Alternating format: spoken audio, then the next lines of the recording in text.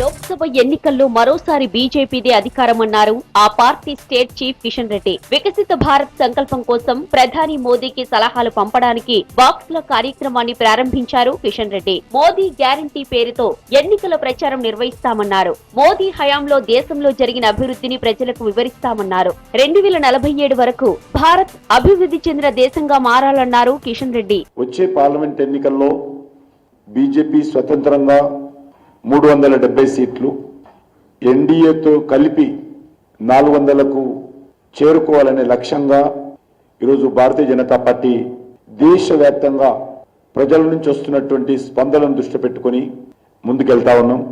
ఒకటి, ప్రజల నుంచి బీజేపీ మేనిఫెస్టోలో వికసిత్ భారత్, అభివృద్ధి చెందినటువంటి భారత్ మనం అందరం చేరుకోవాలంటే మీ సలహాలు ఇవ్వండి అని ప్రజలను అడగాలని నిర్ణయం తీసుకున్నాం. 2047లో ఆ వచ్చేటువంటి 25 సంవత్సరాలలో దేశం ఒక డెవలప్డ్ కంట్రీగా మనం ముందుకు తీసుకెళ్లాలి. 6 గ్యారంటీల అమలు అంశాన్ని కాంగ్రెస్ ప్రభుత్వం పక్కదోవ పట్టిస్తుందన్నారు బీజేపీ ఎంపీ బండి సంజయ్. తెల్ల రేషన్ కార్డు ఉన్నా 200 యూనిట్ల ఉచిత విద్యుత్, 500కు గ్యాస్ సిలిండర్ల అమల్లో కోత పెడుతుందని ఆరోపించారు. కాళేశ్వరం అవినీతిపై రాష్ట్ర ప్రభుత్వం ఎందుకు చర్యలు తీసుకోవడం లేదని ప్రశ్నించారు. కరీంనగర్ జిల్లా జమ్మికుంట మండలం సాయంపేటలో విజయ సంకల్ప యాత్రలో పాల్గొన్నారు బండి సంజయ్. 500 రూపాయలకి గ్యాస్ ఇచ్చి ఆ గ్యాస్ కూడా మూడదాకా రేషన్ కార్డులే ఇవ్వాలి కాంగ్రెస్ పార్టీ. అంతకుముందు కాంగ్రెస్ పార్టీలు తిట్టి మేము తిట్టినాం. ఏమని దాదాపు 10 లక్షల మంది రేషన్ కార్డు కోసం దరఖాస్తు చేసుకున్నారు. రేషన్ కార్డులు ఇవ్వాలని చెప్పండి. రేషన్ కార్డులు ఇవ్వకుండానే మొదట రేషన్ కార్డులు ఉన్న వరకే 500 గ్యాస్ అన్నారు. మళ్ళీ ఇప్పుడు ఏమంటున్నారు, మహిళల పేరు మీద గ్యాస్ కనెక్షన్ ఉంటేనే ఫ్రీ ఇస్తామంటున్నారు. నాకు తెలిసి దాదాపు 9 లక్షల గ్యాస్ కనెక్షన్స్ ఉన్నాయి. గ్యాస్ ఇచ్చేది పెద్ద మహిళల పేరు మీద, పురుషుల పేరు మీద అని కాదు. గ్యాస్ 500 రూపాయలకే ఇస్తాను, గ్యాస్ ఇస్తున్నారు.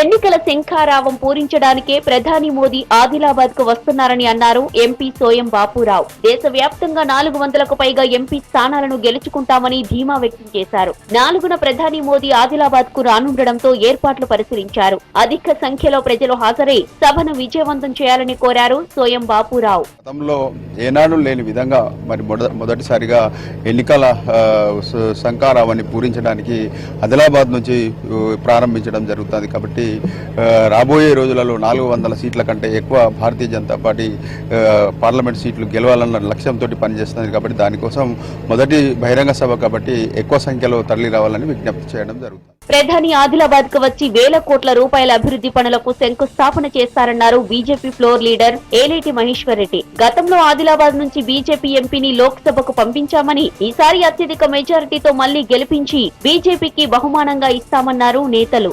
గతంలో ఆదిలాబాద్ నుంచి ఒక పార్లమెంట్ సభ్యుడిని మేము బహుమానంగా ఇచ్చాం. ఈసారి అత్యధిక మెజార్టీ తోటి మరోసారి ఆదిలాబాద్ పార్లమెంట్ నుంచి అత్యధిక మెజార్టీ తోటి భారతీయ జనతా పార్టీకి బహుమానం ఇవ్వడమే కాకుండా యావత్ తెలంగాణలో అత్యధిక సీట్లు మేము గెలవబోతా ఉన్నాం.